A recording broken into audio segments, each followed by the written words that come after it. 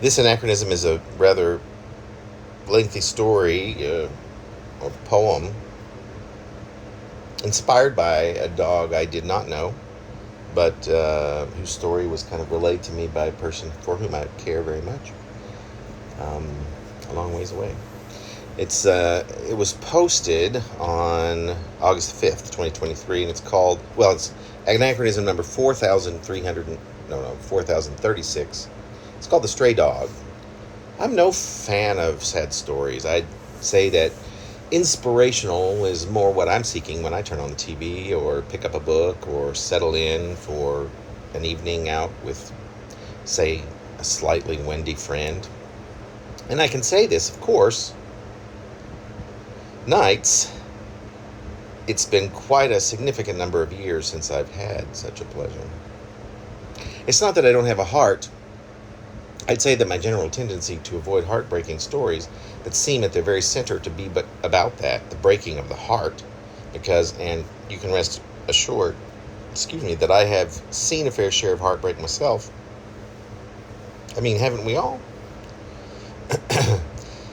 These things in actual life cannot be utterly avoided. I'd take it a step further, to be honest, and suggest that these stories exist out of truth and necessity.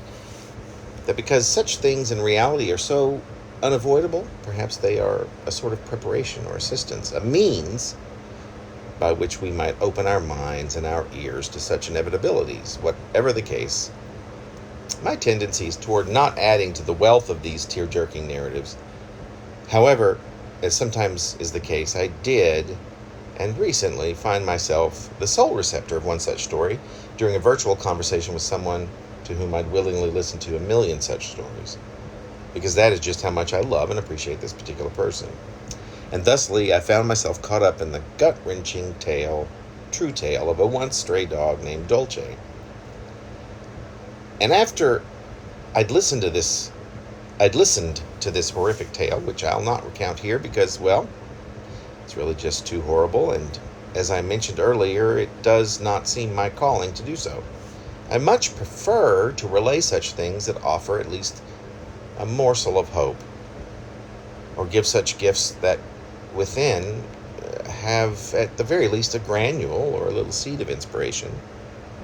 And so instead, I'll briefly tell you the story of how I lost a cat who'd been my companion for well over a decade. Her name is, or perhaps more aptly was, although for better or worse, I've no true way of knowing for certain whether it's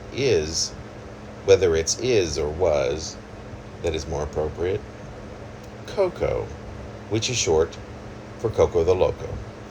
And she turned, or would have, 16 years old this past, it would be February. She and I had just been evicted from the home we'd shared for a decade, give or take. About 13 years, actually. It was, well, for me it was 13 years. For her it was about 6 years less than that. It was our third night without a home. The first of those nights, I had slept in a very fitful state in the park just down the hill from my old apartment.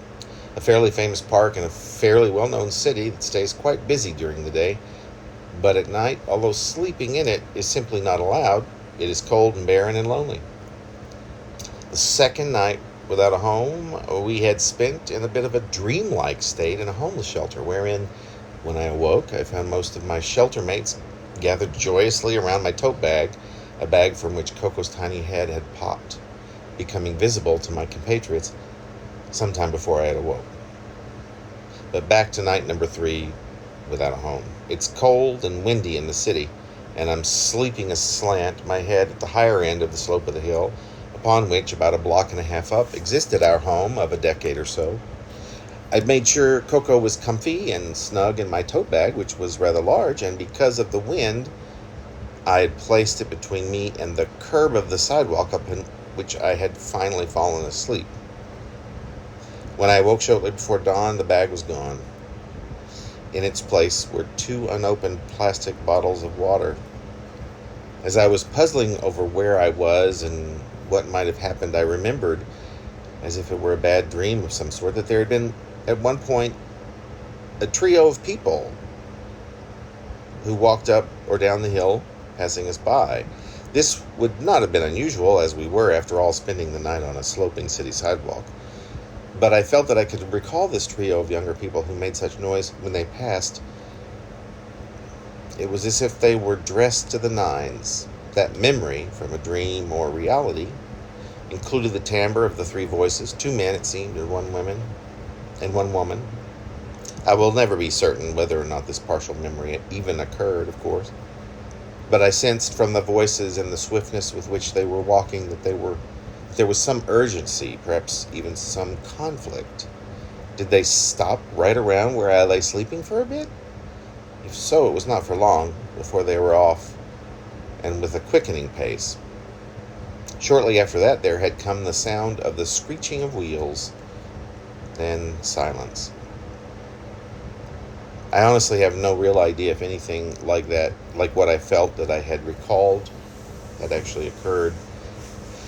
But one thing was certain. The tote bag, along with all that I had kept from our home of many years, along with my companion, the cat I called Coco, were gone.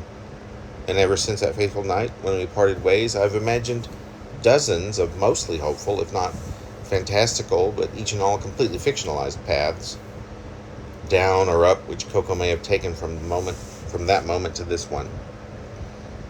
And that's my story, really, the story of how Coco the Loco and I parted ways. And while it's sad and could indeed be tragic, if only we knew what truly happened to her, my story of Coco will remain hopeful. And so it is, in her honor and memory, as well as for the memory of Dulce the dog, whose seemingly tragic story, as told to me, was surely and hopefully not the only thing about her, that I tell this story now. I want to think that Dulce lived at least a reasonably satisfying life.